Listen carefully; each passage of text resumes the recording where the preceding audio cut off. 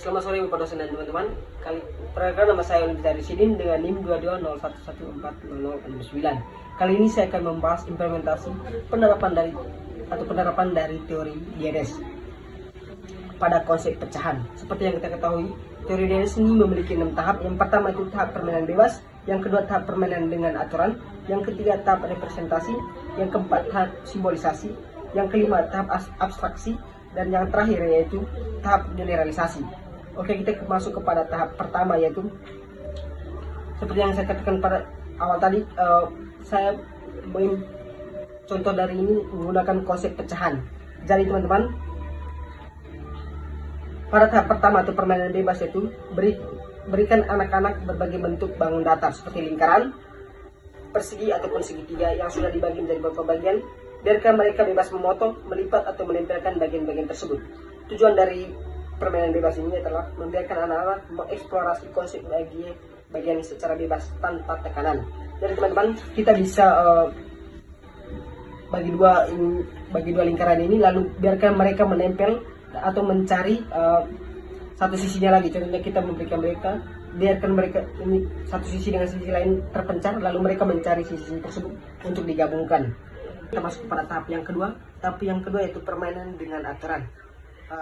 Kita bisa memberikan contoh, yaitu berikanlah anak-anak kartu pecahan. Mintalah mereka untuk menyusun kartu-kartu tersebut dari yang paling kecil hingga yang paling besar. Kita misalkan ini adalah kartu pecahan. Dari kartu pecahan yang pertama yaitu 1/2, yang kedua yaitu 3/4, dan yang terakhir yaitu 1/4. Jadi teman-teman, kita bisa menyuruh anak-anak untuk menyusun pecahan ini dari yang terkecil hingga yang terbesar. Seperti yang kita ketahui, jika disusun dari yang terkecil hingga yang terbesar, yang pertama yaitu 1/4, yang kedua itu 1/2 atau setengah, dan yang terakhir yaitu 3/4. Jadi teman-teman, tujuan dari permainan dengan aturan ini adalah memulai mengenalkan konsep perbandingan nilai pecahan dan urutan pecahan. Jadi dia bisa mengurutkan pecahan-pecahan ini dari yang terkecil hingga yang terbesar. Kita masuk kepada tahap yang ketiga, yaitu representasi. Jadi kita bisa menggunakan contohnya itu seperti minta anak-anak untuk menggambarkan atau mewarnai bagian-bagian dari sebuah benda seperti pisau untuk menunjukkan pecahan tertentu seperti 1/4 ataupun setengah. Oke, kita contohkan saja. Ini adalah sebuah lingkaran atau ini adalah sebuah pisau. Jadi kita bisa menyuruh anak-anak untuk menggambar sebagian atau untuk menggambar yang di hasil ini. Jadi dapat kita simpulkan bahwa nilai yang diambil dari yang di hasil ini dengan yang tidak di hasil yaitu 1/4. Demikian juga ini, kita menggambar pisau lalu kita mengakhir setengahnya. Jadi nilai pecahan yang diambil dari pisau ini adalah 1/2 atau setengah. Tujuan dari ini adalah untuk membantu anak-anak menghubungkan konsep pecahan dengan benda-benda yang di sekitar mereka. Kita masuk kepada tahap keempat, yaitu simbolisasi. Kita bisa memperhatikan seperti tulislah berbagai pecahan di papan tulis. Mintalah anak-anak untuk menuliskan pecahan tersebut dalam bentuk angka.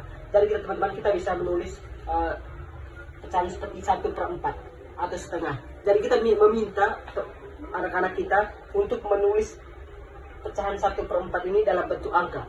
Jadi misalnya 1/4 ini bisa dalam bentuk angka seperti 1/4 ataupun setengah. Jadi kita bisa menyuruh anak-anak untuk menulis pecahan setengah ini dalam bentuk angka.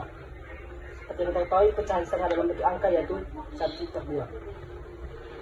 Dan tujuan dari tahap keempat yaitu membantu anak-anak memahami simbol-simbol yang digunakan untuk mewakili pecahan.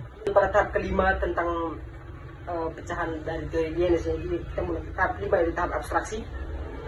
Kita dapat memberikan soal cerita yang melibatkan konsep pecahan. Misalnya, ibu memiliki satu buah pisau. Andi memakan 1/4 bagian. Berapa bagian pisau yang tersisa? Kita ketahui tadi ibu memiliki satu pisau, lalu Andi memakan 1/4-nya. Lalu untuk melakukan pengurangannya itu kita harus menyamakan penyebutnya 4. Jadi 1 sama dengan 4/4 dikurang dengan 1/4. Jadi setelah kita menyamakan penyebutnya, jadi penyebutnya jadi sama. Jadi 4 kurang 1 sama dengan 3. Jadi 1 kurang 1/4 sama dengan 3/4. Tujuan dari ini adalah untuk membantu anak-anak menerapkan konsep pecahan dalam situasi yang lebih kompleks. Kita masuk kepada tahap yang terakhir, yaitu tahap ke-6, yaitu tahap generalisasi.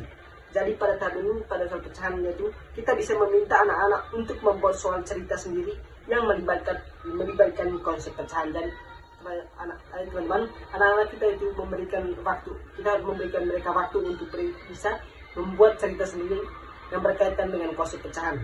Dan tujuan ini adalah untuk mengetahui sejauh mana pemahaman anak-anak terhadap konsep pecahan dan kemampuan mereka dalam menerapkan dalam berbagai situasi. Itu saja materi yang dapat saya sampaikan hari ini. Kurang lebihnya saya mohon maaf. Terima kasih.